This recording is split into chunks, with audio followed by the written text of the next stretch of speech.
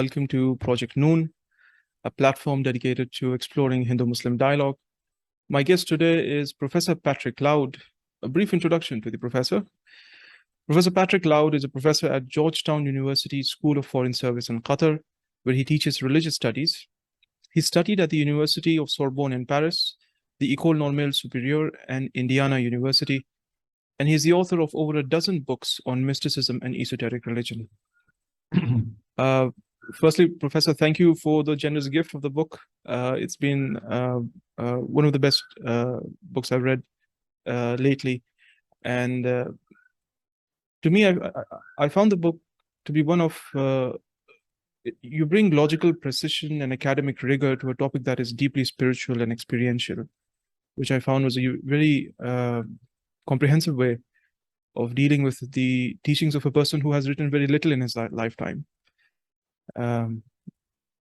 So thank you, Professor, and thank you for your time.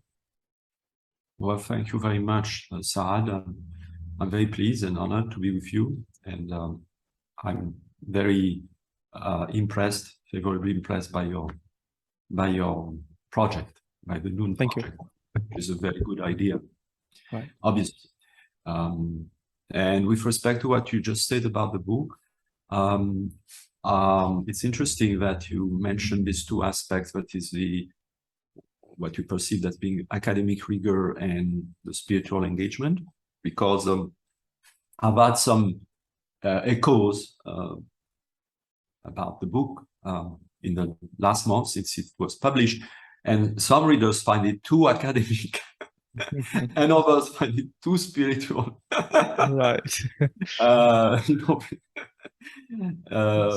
Some seekers who are impatient with concepts find it too indirect and quote-unquote intellectual and academic, and some academics have resistances to it. They think it's not, it's not academic enough in a sense.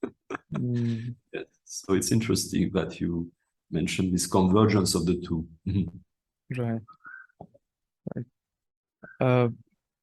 Well, before we begin, we can set the context, as it were, by talking about the state of spirituality in the contemporary world, especially the commonplace or the self-help kind of spirituality.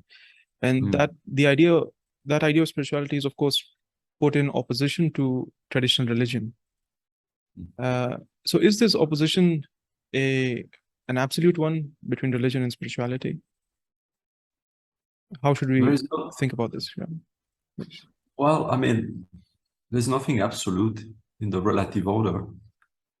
I would start by that. So, but that's obvious, true to you. But it has also implications on a practical level. This being said, there is relative absolutity and differences, and in this respect, I think that many people have said it. The core of the issue is, what is the goal? What is the goal of spirituality? Neo-spirituality or traditional spirituality within a traditional and religious context? It seems that by and large, and perhaps I'm oversimplifying a bit, but by and large, the goal of neo-spirituality, let's call it, is, how should I say, an expansion of the experiences of the individual self. Make the individual self more effective, more healthy, more brainy, more this, more that. But it has rarely, if ever, to do with transcending the individuality in some ways. Transcending could also be transcending toward the depth, of course, but this is just a symbolic support to express the same reality. So, and in traditional, whether it's Hindu, Muslim, or others, spirituality, I think it's clear that the goal is to transcend the individuality, is to pass beyond the limitations of the individuality by the grace of God, or by the grace of the absolute reality itself. And therefore, it always entails a relativization of the individuality. Of course, the individuality has a reality. It's not negated.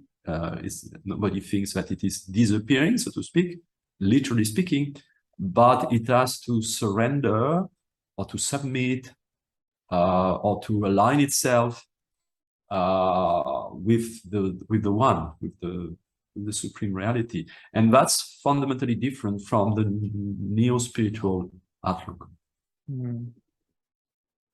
Right. This doesn't mean, however, I'm sorry, I'm just a footnote to that. But doesn't mean, however, that in the traditional view, the individual self is not enriched by the spiritual process, of course. There's a betterment, there's a moral betterment, there's even possibly a physical betterment, but it's not the objective. It's a kind of byproduct or concomitance of the main goal. Right. I mean, of course, it is a byproduct, but also in a certain sense, it is a prerequisite. The spiritual and moral cultivation is in some cases or in some ways a prerequisite for that realization. Yes, that is, there has to be the individuality or the soul, let's say, has to be sufficiently healthy, so to speak, in order to be able to engage in a spiritual journey. Healthy on the moral level, first of all. I mean, in any tradition, you are going to have, you're right, prerequisites having to do with the moral qualities like patience, forbearance, trust, diligence, of course, humility to start with, and so on. So these are the prerequisites, yes, absolutely. And these prerequisites have to do, that's true, with the individuality. These are aspects of the individuality that has been trained or has to be trained ethically as a prerequisite for spirituality. You see that clearly in Advaita Vedanta. That's a point that is often missed. In Shankarian, at least Vedanta, you have, you know, a whole host of virtues that have to be developed and that are the prerequisite for engaging in the path of knowledge. Engaging in the path of knowledge without these prerequisites can only lead to failure, or perhaps even worse, can have deadly results and self-destroy, so to speak, or perhaps inspire all kinds of delusions, ego-centered delusions, confusion of the self, the Paramatman with the individuality, or things like that. Right. Yeah. I think that's a very real danger of confusing certain bits of the ahankara to be the Atman. And of course, this is something that seems to be elided in much popular neo-spiritual discourse about, well, I mean, almost as it were, spirituality is pursued as a purely experiential or purely from the point of view of purely gaining that transcendental experience, but detached entirely from an ethical or a moral tradition or any prerequisite or any responsibilities or obligations. So this detachment or this divorce from its traditional context can be very dangerous, I suppose, in the modern context. Yes, and it's what Fridtjof Schuon referred to sometimes as realizationism. Realizationism, that is this kind of exquisite focus on realization at the expense of what you said, that is, of course, the ethical prerequisite, but also the doctrinal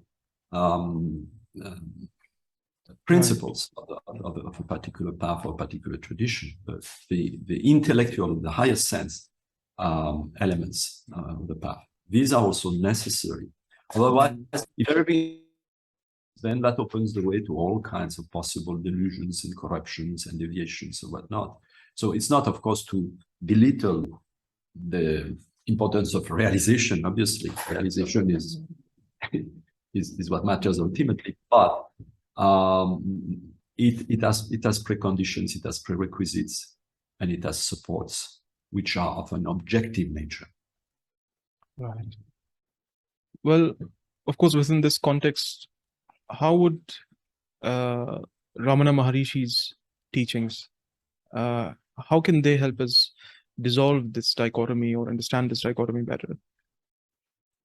I think his case is a very illustrative one for us in this context. Yes, yes, and no. Right. I'll start with the no, which is less important than the yes. The no is that, as you know, in his particular case, there was no apparent path. There were no preconditions of any nature, except perhaps, if you want to call it precondition, the fact that he was psychically the product of a South Indian Tamil Brahmanical ambience. So Right. he had a heredity, he had a spiritual heredity, obviously also. So but aside from that, there was no sadhana. He said he didn't even know what the sadhana was. So, and his life was not immoral, but it was not particularly centered on moral values either, nor on religious practices, and so on and so forth. So, in that sense, his case is absolutely is exceptional. Is an exception, literally. And such exceptions cannot but happen. Metaphysically, it makes sense because, I mean, the self is the self. The self is the universal self of all selves. So the self may realize itself, we can put it that way, right. wherever it wishes. And God fits whomever he wants without measure. So there is no way to put limitations, absolute limitations, upon the ways in which the divine is going to manifest itself. On the other hand, so in that sense, he cannot. It's very problematic to think of him as a model to follow. I mean, to do exactly what he did, and just that is very unlikely to produce any serious results. Again, with all the precautions, God knows best, and of course the grace may manifest itself in ways that nobody can predict. But you know, as a matter of rule. So then one has to turn to other aspects of the Maharshis, which are less often, aside from the who am I, the fundamental question that he emphasizes. It has to be recognized, and that's the point I'm making in the book, that the Maharshi, most of the time, all of the time, in fact, encouraged people to pursue whatever path, religious path, spiritual path, they were already on. He did not tell them to do this, or to change religion, or to change method, or whatever. He simply encouraged people to follow whatever they were already practicing, but to follow it to its depth, so to speak, to its deepest, in its deepest dimension. For example, and that's an example that I emphasize, prayer in the widest sense, but also prayer in the sense of the Hindu japa, or the Sufi dhikr, or the Christian Orthodox Jesus prayer, and so forth, the Nembutsu in Shin Buddhism. This kind of internal prayer, let's call it, this kind of internal prayer consisting in the repetition of a divine name, or syllable, or mantra, or whatnot. This kind of practice can be understood, of course, on different levels. Immediately, of course, it expresses a call upon the transcendent. The so-called ejaculatory prayer is a call on the most external level on God, on the transcendent reality. But the Maharshi notes and highlights that on the deeper level, the japa is nothing else than the japa of the self, so to speak. Or like Xuan puts it also in one of his books, in one of his chapters on prayer, ejaculatory prayer, it's in a sense it's God praying within us, of course, praying or uttering his name rather within us. So the deepest the experience of japa, the deepest the practice of japa, the more we touch upon this mystery of the self uttering itself, so to speak, in us. Yeah. One doesn't exclude the other. They are just two different dimensions. So to go back to your question, in that sense, you see the teachings and the example of the Maharshi can help deepen one's understanding and practice of whatever one is already doing. And in fact, and that's an important point that is often ignored on the literature, on particularly Western literature on the Maharshi, much less in India. I think in India, most people are quite aware of it. But in the West, what is too often ignored is that even though the Maharshi spoke a lot about the who am I, the Atma Vichara, but he also indicated frequently that this was a path which in reality required a karmic predisposition, and in fact rare karmic predispositions. Right. So then the question might arise, well, why did he speak so much about it then? Well, because he probably considered that it was beneficial to bring people back to that fundamental question, and thereby to cut short through all kinds of complications, to remind people that ultimately it has to do with the immanence of the divine in us. And also because it was his own experience, so he could speak primarily about his own experience, even though his experience might be inaccessible to most people, in fact. Right.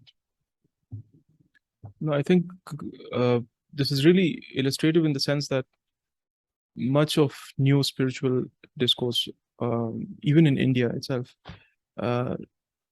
tries to de-emphasize the japa aspect of spirituality, the devotional aspect, and the emphasis is more on the meditative or the self-realization aspect, and less on conceiving of oneself as a servant and the servant-lord relationship. But this is again apparently something that the Ramana Maharshi does not make that absolute dichotomy between jnana and bhakti, right? No, on the contrary, he says that he sometimes even says that bhakti is or certain understanding of bhakti is the perfection of jnana, or the opposite could be said from another point of view. But there are passages, for example, there are books about the Maharshi in which you see, for example, that he reacted very emotionally to some particular readings of scriptures, for example, that tears would come to his eyes. When I discovered the Maharshi when I was a teenager or in college, I would never have thought reading about the Maharshi, reading the questions and answers in French in the books I read, and when I was perhaps, 20, I would never have imagined the Maharshi pouring tears when hearing scriptures being read. So that proves, if need be, that bhakti is an integrating part of any kind of path. There's always, that Shyam shows it very well, that that as elevated as a human being may be spiritually in terms of self-realization, he or she always remains an individual man or woman. So therefore, in this respect, they have to relate to the divine, they have to surrender to the divine, they have to pray to the divine, they have to prostrate to the divine, whatever ways is their way, but there has to be this relational aspect, because the human being is not God, and he will never be. I think this again ties back to the importance of grace in the equation, because versus the idea that this is something, self-realization is something that can be had through one's own efforts alone. Yes. How does that Yeah. figure in Ramana Maharshi's teachings? Well, there are numerous accounts where he's saying it himself, that ultimately the self is grace to start with. Right. So therefore, any self-realization is through grace. And the way it happens is never the mechanical result of anything you might be doing. Because that would be metaphysically absurd, by the way. That would mean that the infinite can be constrained by finite means. Ultimately, that's what it means. Or that the absolute could be constrained by relative means. Because the means, the spiritual means, are always relative and finite from a human point of view. You may do as much as you want. It will always be tiny, tiny in relation to the infinite. So the matter is not mechanical kind of spiritual engineering, even though the term engineering might be valid perhaps in some respects because there's a technical aspect. But the fact remains that there is an element of grace because there is from the start, there is a disproportion, not a disproportion, an incommensurability between the human side and the transcendent side. So it's impossible, metaphysically, that the first could determine the second. Therefore, there has to be grace. It's another way to say that grace is in the equation, by definition, from the start, so to speak. Even the motion of the individual in the direction of self-realization is already a grace. Maharshi says it, and others have said it. Even the first step we take, in a sense, is already a grace. That's why that's why some Christian mystics that say there's only grace. That's another way to say that there's only grace. Right. Yeah, well, I mean, of course, there's that interesting example in, I think, Vishishtadvaita of the Lord-servant relationship in two metaphors, one of the kitten and one of the little monkey. Mm-hmm. Mm-hmm. And right. Yes. There's a difference of emphasis. Ramakrishna also tells the story. It's of course there are different types of bhakti. The kitten and the kitten, of course, is a kind of total prapatti, total surrender, without any. So the whole emphasis is, so to speak, on abandonment or surrender, seemingly without any support even. I think in Sufism you would probably say that the kitten path would correspond perhaps more to the emphasis on thakar, on poverty, on abandonment, on surrender. The element thakar, the element emptiness for God. Whereas in the case of the monkey, there is some holding to the mother, and therefore there is an element of active participation in the process. So perhaps if you had to apply it to the Sufism, you might be saying that in this case there's more emphasis on vikar.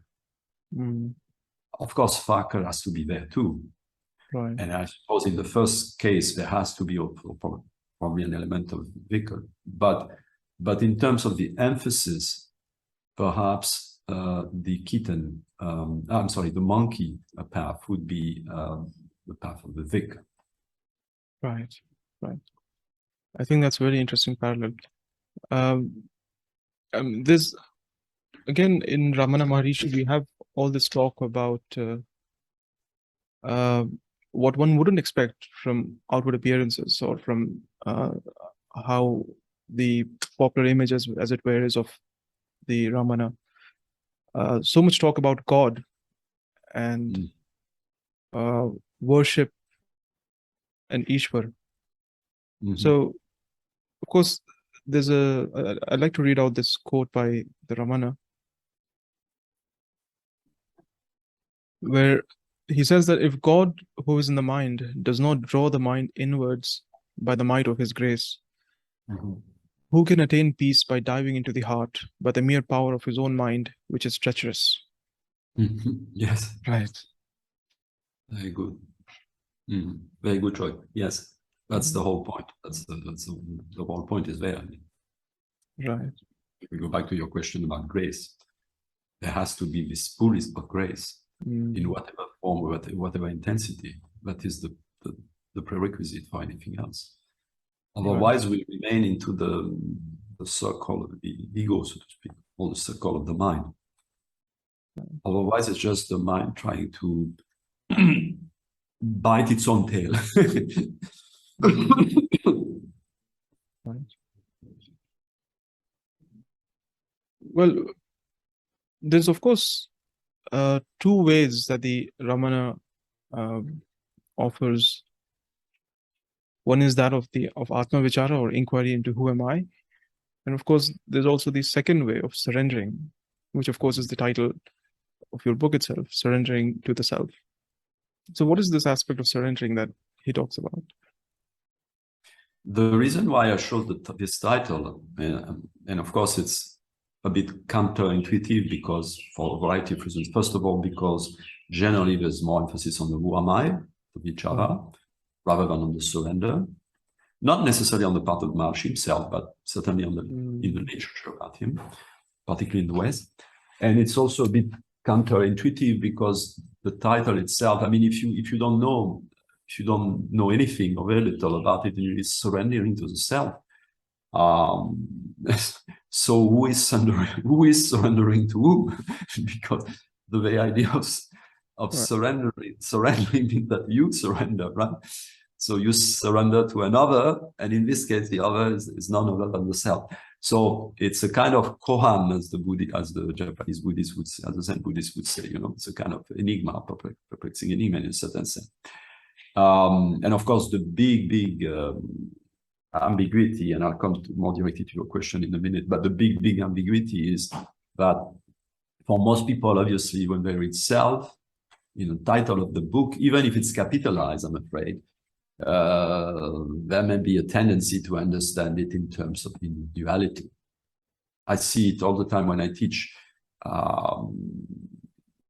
let's say, undergraduates of some basics, let's say, of Advaita, or maybe reading a few texts of Shankara.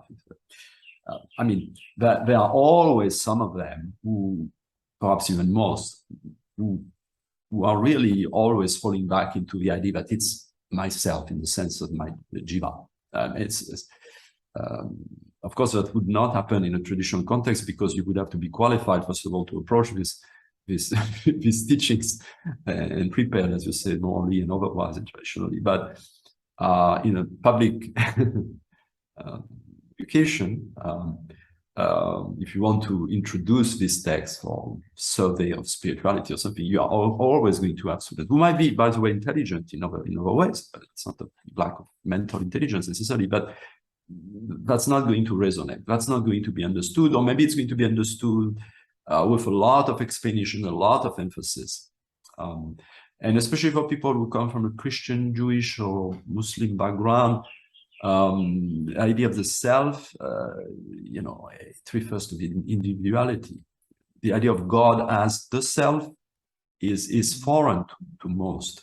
One way to bring it, to bring the point out, is to say, for example, well, look, doesn't God in the Quran, for example, is sort of Muslim knows the Quran, obviously, that God says I in the Quran. So it says there is no God but I, for example. So so therefore this Ana, this I is the self. Right. And the Quran also says, I'm closer to you than your jugular vein. So how could God be closer to you than yourself if he is not yourself? Yeah. Or in fact, your deeper self, or your real self. So I think you can bring this out through using basic concepts from other traditions, but the ambiguity remains in the term self in English. So to go back to your question about surrender, the Maharshi makes the point that it's the same. I mean, the vichara or the surrender are the two faces of the same reality in a way. Surrender means abandoning, surrendering the illusion of centrality of the individual self, and therefore opening the way for the possibility that the self may radiate, may realize itself within the soul. So surrendering is like a more, should I say, negative, quote-unquote, approach to the same reality, by letting go of the illusion of centrality and the illusion of reality, in fact, ultimately. Right. I mean, of course, there's also that verse in the Quran, "Kullu man alayha fan wa yabqa wajhu rabbika." Everything upon the earth is perishing, except the face of your Lord. The idea of fana and the idea of absolving oneself and knotting oneself, and so whatever remains is nothing but the permanent and the absolute, and whatever remains is the face of God. Yes. So I think, I mean, even though the Islamic tradition does not explicitly refer to God as the self, as one of the names of God, of course there are, but of course it mentions that to God belong the most beautiful names, and the mystics anyway, so many right, Sufis of course, have they do expressed talk it. about that. Yeah. But in the case of the verse you mentioned, I think it's Ghazali who comment upon it in a way in the Mishkat al-Anwar, which basically reads it as a pure expression of Advaita, as there is only God. There's only God in existence. Fil wujud, there's only God. So yes, but in this case, though, it's still envisaged objectively, as it were, because you say everything perishes but the face of God. But God is not immediately understood as being the innermost. Of course, ultimately, that's what it means if you draw all the consequences from it. But the perspective is first objective. It's more, as you say, the fana, an extension into the object, an extension into the divine object, the divine absolute.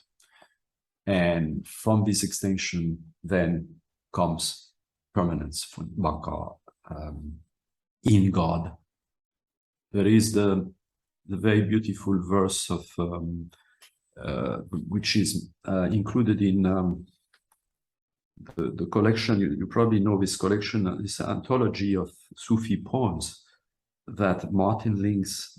You know, this volume, you might know it, Sufi poems. Right. It's a collection, medieval anthology. Martin links translated a number of Arabic poems from great classics, and you know, there's in Arabi and Ghazali, few others.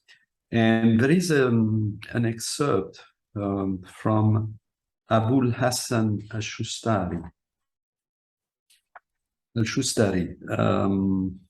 13th century. And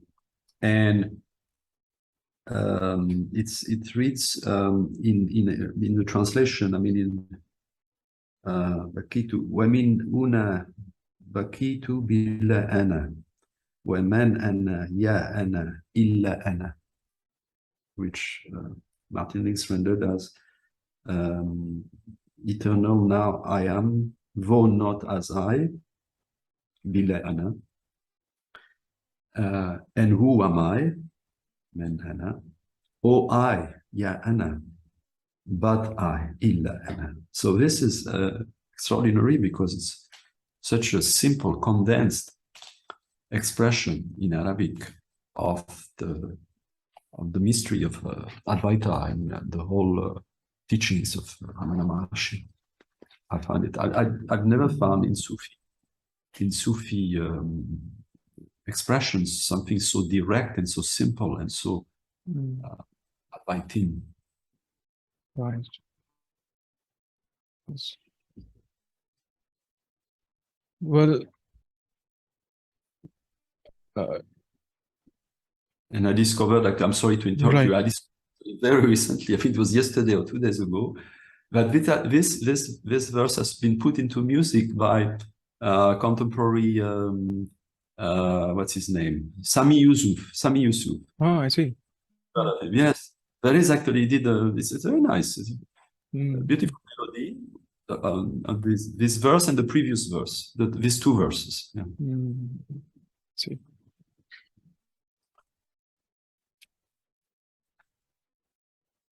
Well, Professor, there's when we're speaking about grace, and there's of course also importantly the grace of the Guru and the importance of the spiritual parampara or the lineage and tradition, which again is something that seems to be discounted in much of popular new spirituality.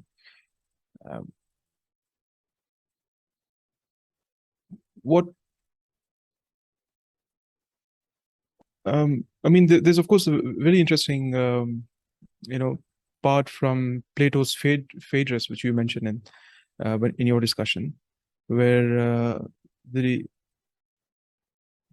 idea is that written language is actually an impediment to spiritual cognition, because it gives you a semblance of knowing. You feel that you know something without actually realizing it within yourself. And so, can you elaborate a little bit on the importance of the non bookish or supra bookish kind of dimension to the quest? Yes, that's of course a very important question. Well, you mentioned the most essential element. In fact, that's the Guru, because the Guru is the presence of the embodiment of the truth. So it's not an abstract formula, it's not something that is written down, but it's a person who has realized and therefore is an embodiment of that. And therefore is also a fountain of grace. That's exactly what Ramana Maharshi was, of course. And in this case, of course, the question is whether he was a guru. I discussed that in the book. He was not a guru in the technical sense, because there was no parampara, there was no lineage, and there was generally no mantras either, with, I think, a very few exceptions. But on the other hand, he was definitely a Sadguru, a guru of being, who is presence and everybody has said that, his main teaching was really his presence in a way, including, of course, his silence. Now, to go back to the question, the more general question, it has to do with the fact that reading, obviously, is not something to be despised, at least for some people, perhaps for most people. The mind has to have a hold, so to speak, on the truth, so that the process may start. And it could even be said that the meditation of writings, of doctrine, and so forth, for those who have a disposition for the path of knowledge, is a quasi-necessary means of assimilation, and that, in a sense, it can go much beyond a mere mental understanding of what is at stake. Because if it's really ruminated, so to speak, and assimilated, it opens onto realization in some cases. But generally, in immense majority of cases, it is accompanied by some sort of spiritual method that emphasizes more the element of presence. Schuon's truth versus presence. Truth is the doctrinal aspect, so to speak, or the principle, and presence is this quasi-sacramental element that has to do with grace, precisely. So to go back to this, basically, it means that the guru is presence, but the spiritual means is also presence. And in fact, the guru is none other than the spiritual means. If we go back to japa, for example, we can say that the guru embodies japa, or the essence of japa, or the truth of japa.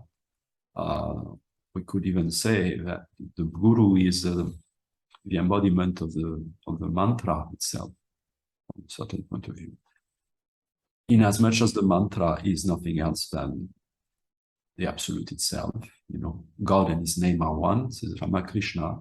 So in that sense, the master is the name, an embodiment of it. And so this is we go back to your question about grace. That's the element of grace that is needed in order to go beyond the merely individual sort of mechanical practice. There has to be a transcendent element that is inherent to the means and inherent to the transmission, to what in Islam would be called the barakah, that is transmitted through the guru. So this is, under normal circumstances, it's a must. Again, there are exceptions which confirm the rule. Even in Sufism, there's this UIC tradition where people are without a master and so forth. But it's a very small, very, very small exception that confirms the rule. So there is need for a connection, a presential connection. Right. Right. Well, now, if we can come to the methodology of the Ramana Maharshi, especially with regards to questions of ontology, he seems to take more of a Buddhist kind of approach than perhaps a classical Shankarite Advaita, where he maintains, for example, of course, there's a brilliant case where he says to a devotee who asks him about the nature of reality of the world, he says, let the world bother about its reality or falsehood. Find out first about your own reality. So he seems to maintain silence, perhaps not absolutely, but as a pedagogical tool, because for him, again, spiritual work is more important than doctrine, if we can put it that way. Yes, I would agree with you. In that sense, you're right. There is a parallel to draw with the Buddha himself and Buddhism by extension, because in both cases, the center stage is really the realization itself, the realizational event, as it were, of the awakening of the Buddha under the Bodhi tree, or the self-realization of Ramana in his uncle's house in Madurai. So one doesn't start from a principle or from an idea, one starts from a realization.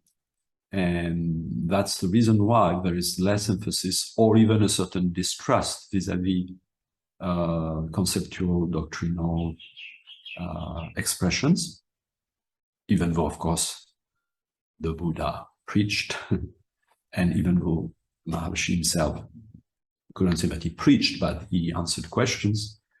And he showed a great, an extraordinary intellectual acumen in doing so, and an ability to make use of Hindu scriptures or traditional element he was able to assimilate, or even simply hear about, to express his own, the tenets of his own realization.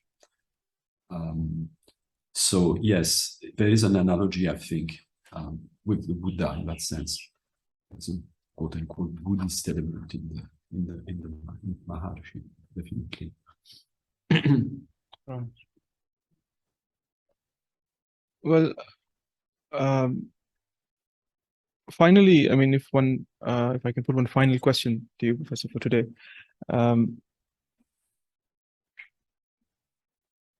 How can the teachings of the Ramana Maharshi help us understand, conceive of the plurality of religions and in religious pluralism?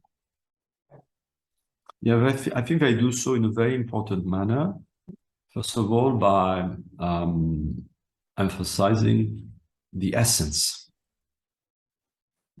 the real, the self, the one principle, the one goal, the one reality that is common to all, and that is the essence of all. So there couldn't be a perspective that is more pluralistic than that, in the sense. And it means, therefore, that there are as many paths to the one as there are Beni Adam, as it would say in Islamic tradition, as there are sons and daughters of Adam. That's the first point. Secondly, and consequently, it allows us it gives us some tools or some means to distinguish between that which in the tradition is relatively more absolute, if I can put it that way, and that which is more relative or very relative, or perhaps even quite relative. And so being reminded of the central thrust, so to speak, of the spiritual path and the various religious path is a way also to de-emphasize the differences while respecting them and while understanding that they do exist and that they have their role to play, indeed. But the more you go in the direction of the essence, the more you go in the direction of the self, the more you are in a position to recognize the validity of other ways. And that's exactly what the Maharshi himself did. He didn't study comparative religion. He didn't know probably about many other traditions.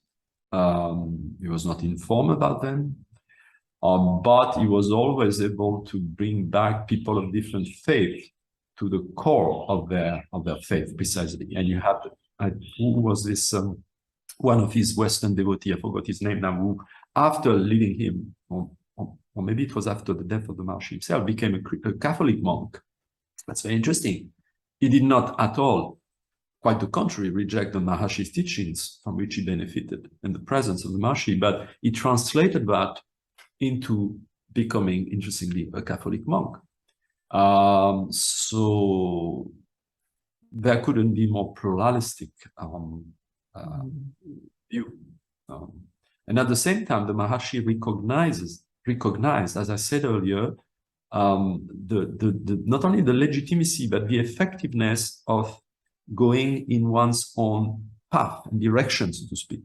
And in that sense, he implicitly recognized that the need for this diversity, that a particular region, a particular path speaks more to this one, to that one, to this group, to that group, for all kinds of reasons that are cultural, historical, psychological, ethnic, whatever. And therefore, it's not at all to belittle these differences, but it's to bring them back to a central concern, which is the ultimate concern, which is self-realization. So you could say that the Maharshi, why not, was a perennialist of sorts. Of course, he was not a perennialist in the technical sense, but he was definitely a perennialist in spirit. For him, the core, the transcendent unity of religions was the self. Right. The light of the self, transmitted through the variety and the plurality of colors. Right. I think that emphasizes the essential aspect of reality, whereas the diversity of religions are perhaps the formal, are at the formal level. And I mean, I recall that interesting case where a Muslim devotee comes and asks the Ramana about the idea that if God is formless, why do you worship him in forms? Right? And of course, he can you recount that example, please? Yeah, I mean, I don't recall exactly Right. the story, but the meaning is clear. That's basically that these are just two different degrees of it's the nirguna and the saguna, Right. or in a sense, it's the divine essence and the divine qualities also, if you want to Right. put it that way. Because after all, even a Muslim worships God, yes, but at the same time, a Muslim who is consistent is going to say that God is incomprehensible, that he's about everything you can conceive, and so on and so forth. Therefore, in his essence, inaccessible, in fact. Therefore, in a way, Right. if I made there this statement, unworshipable in a certain sense, in its essence. Because how could you be worshipable if you are beyond relations? Now, Right. the divine essence for Sufis is beyond relations, at least in the Wahdat al-Wujud. So, in that sense, God is unworshipable. Right. So, these are just two different levels. But of course, that presupposes that there's an understanding of this distinction, which is not necessarily accessible to all without preparation. And Right. And of course, in that encounter, he says to the person that leave God alone because God is unknown. What about you? I mean, you have a form. yes. So That's right. so you Well, are a that's typical. jiva with a body. That's typical. That's Right. a typical approach. Yes. Right. It's very Buddhist again, as you said earlier, because leave God alone. It sounds almost like a denial of God. You could take it as a non-theist statement. It's like exactly like the Buddha. That's not what matters. The house is on fire. What is to be done? Right. It's not about God. Mm. That sense. Right. Well, Professor, on that note, I think we've had a good discussion for today. Yes, thank you so much. Right. Thank you for your questions and your comments, which were very helpful to try to bring out some of the most substantial elements of the teachings of the Ramana Maharshi, and also, in the end, also the central concern of your project, which is Hinduism and Islam and other religions. The noon, of course, which is I assume a reference to René Guénon's right, of course, famous chapter on the symbolism of the chapter of the letter noon. Right, of course. Na and noon. Right, of course. Yes. Well, Very good. thank you again, Professor. Thank you so much.